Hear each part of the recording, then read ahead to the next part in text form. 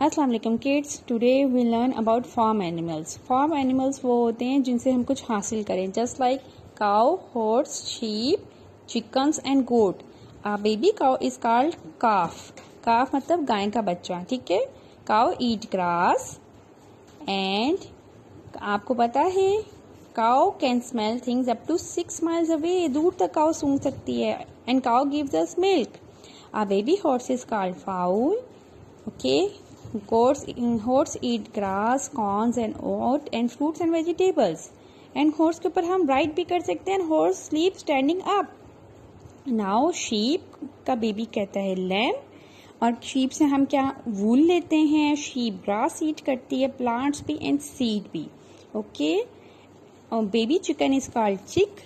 Chicken से हम eggs लेते हैं। जो चिकन है वो क्या खाते हैं, कीड़े, bugs, fruits and vegetables and grass, okay. Chicken dream when they sleep.